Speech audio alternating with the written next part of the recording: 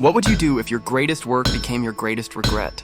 In the small town of Ironvale, a blacksmith named Farren was known for his unmatched skill. His blades could split stone, his tools crafted with precision. But Farren had one weakness: gold. His hunger for wealth often blinded him to the consequences of his actions.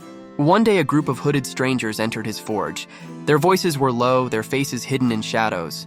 The leader stepped forward, dropping a heavy bag of gold onto the counter. We need weapons. The man said, his tone firm.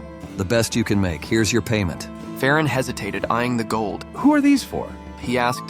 The leader's gaze was sharp. Does it matter? Gold is gold, isn't it? The coins gleamed, and Farren felt his conscience whispering, but the weight of greed silenced it. He nodded and took the deal.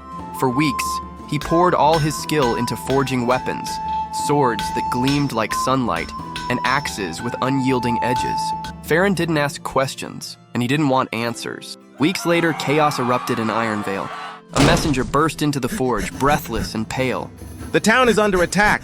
Bandits are raiding our homes. Farren grabbed a hammer and ran outside. Fires blazed, smoke filled the air, and screams echoed through the streets. His heart sank when he saw the bandits, wielding the very weapons he had crafted. His weapons, now soaked in blood. What have I done? Farren whispered, frozen in place. He joined the townsfolk in the fight, wielding his hammer with desperation. But as he faced the bandit leader, his blood ran cold. The man removed his mask, and Farren stared in disbelief. Hello, brother, the leader said. It was Cale, Farren's brother, who he had thought died in the border wars years ago. I didn't want this. Cale said, his voice both bitter and pleading. The rulers left us no choice. They stole our land, our food.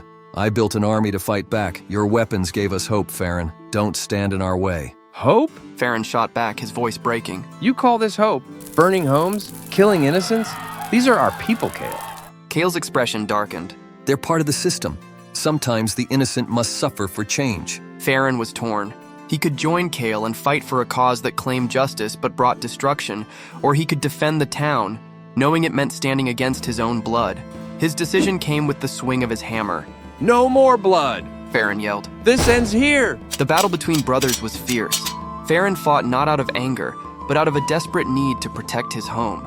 Cale retreated. Wounded, his rebellion temporarily halted. In the aftermath, Farren stood before the townsfolk. His voice trembled as he spoke. I made the weapons that harmed us.